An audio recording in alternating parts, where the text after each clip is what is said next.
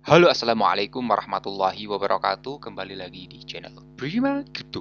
Ya, buat kalian yang baru datang di channel Prima Crypto, silahkan bantu subscribe channel Prima Crypto karena subscribe itu gratis dan nyalakan loncengnya agar kalian bisa mendapatkan notifikasi video terbaru dari saya setiap harinya. Ya, terima kasih buat kalian yang sudah subscribe. Semoga rezeki makin lancar dan selalu profit setiap hari. Buat kalian yang belum join di channel Telegram, silahkan join melalui link yang ada di deskripsi di bawah video ini, teman-teman ya. Oke, di kesempatan kali ini kita akan mencoba membahas salah satu koin ya yang bernama XRP.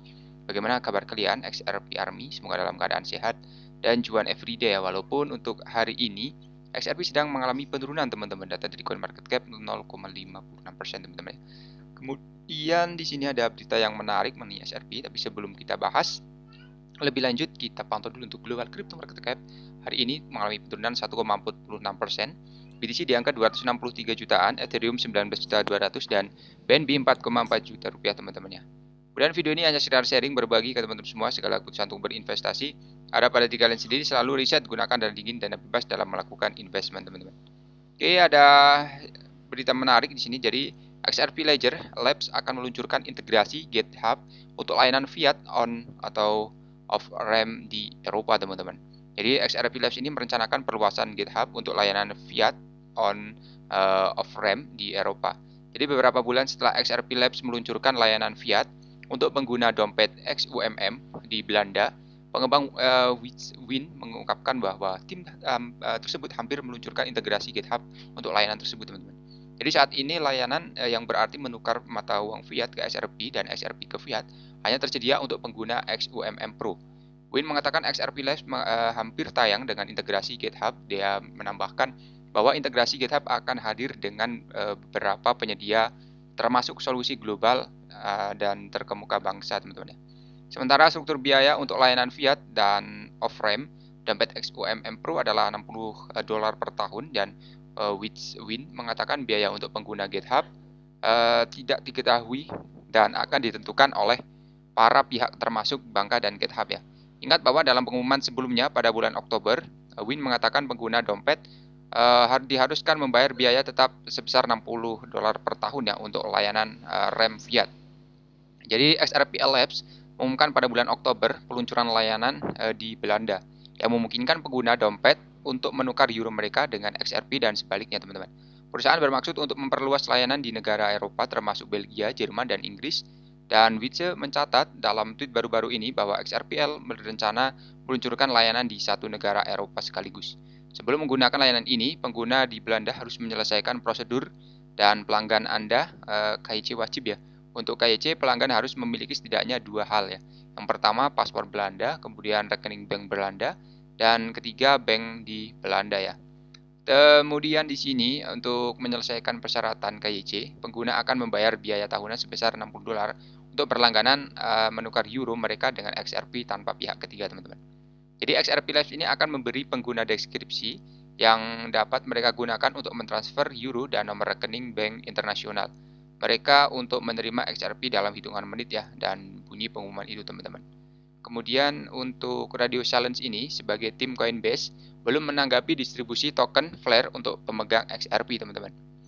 Jadi pilihan mengatakan tim Coinbase telah menolak untuk berkomunikasi dengan Flare Network dengan distribusi token FLR ya.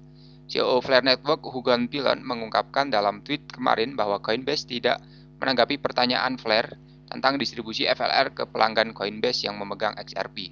Jadi memanggil perhatian kepala Coinbase Brian Armstrong, Pilon mengungkapkan bahwa Flare ingin membantu distribusi token kepada pelanggan sesuai kesepakatan dan bersedia mendedikasikan sebanyak mungkin ya yang diperlukan untuk mencapainya, teman-teman. Menurut laporan sebelumnya, Flare telah menjadwalkan acara distribusi token pada 9 Januari. Akibatnya, mitra pertukaran pusat harus mengkonfirmasi kesiapan dengan sisa waktu sekitar 1 bulan, teman-teman. Jadi, untuk kepala Flare Network ini mengungkapkan bahwa mereka belum menerima tanggapan dari Coinbase selama 10 hari terakhir, dan dia memutuskan untuk memastikan bahwa token Flare sampai ke pemegang XRP ya pada sampai tanggal yang disepakati. Kemudian 9 Januari 2023 ini ya ada tweet dari Pilon menanggapi spekulasi bahwa Coinbase mungkin menunda atau sepenuhnya menolak untuk mendistribusikan token, teman-teman. Jadi seperti yang disorot oleh Pilon, mengutip tweet dari Coinbase, berusaha menjanjikan dukungan untuk airdrop pada Desember 2020 untuk pemegang XRP di bursa selama tangkapan layar. Namun kurangnya komunikasi dari pertukaran kripto menjadi perhatian. Perlu dicatat ya bahwa Coinbase setelah 1 tahun masih belum mendistribusikan Songbird atau SGB kepada pemegang XRP tanpa penjelasan alasannya ya teman-teman ya. Dan untuk konteksnya, SGB adalah token untuk testnet dan Flare seperti token FLR menjanjikan distribusi token kepada pemegang XRP pada saat tangkapan layar ya. Kemudian perusahaan mencatat akan mengirim SGB ke dompet yang disediakan untuk penurunan FLR oleh bursa sentral yang menunjukkan dukungan untuk distribusi. Jadi akibatnya Flare ini mendistribusikan token pada Desember atau September 2021, namun pemegang XRP di Coinbase pada saat tangkapan masih belum menerima token mereka teman-teman ya. Oke, itu adalah mengenai XRP dan kita masuk di berita umum ya. Jadi lokasi Davis juga belum jelas ya, diperkirakan bahwa mereka saat ini tinggal di Dubai dan Bali teman-teman ya. Jadi di sini ada co-founder 3AC dipanggil dalam kasus kebangkrutan. Jadi banyak sekali akhir-akhir ini ya berita mengenai kebangkrutan perusahaan teman-teman ya. Jadi untuk dokumen yang diterbitkan pada hari Selasa, Hakim Kebangkrutan Amerika Serikat Martin untuk Distrik Selatan New York menyatakan perwakilan asing dan agen mereka diberi wewenang ya untuk melayani panggilan pengadilan untuk pembuatan dokumen dan kesaksian atas pendiri, manajer investasi dan siapapun yang memiliki informasi tentang persoalan 3RO ya di sini mengenai 3RO Capital teman-teman.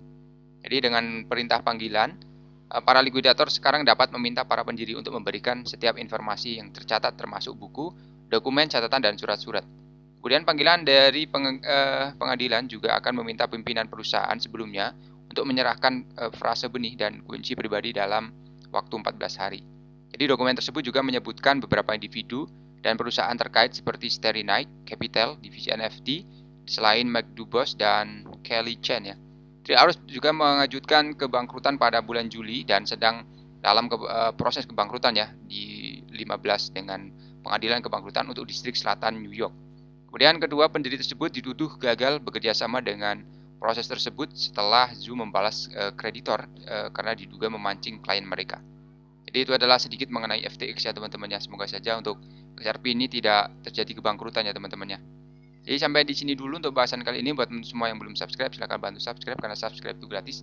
Dan nyalakan loncengnya agar kalian bisa mendapatkan notifikasi video terbaru dari saya setiap hari. Terima kasih sudah menonton video ini. Share jika bermanfaat. Sampai jumpa di video selanjutnya.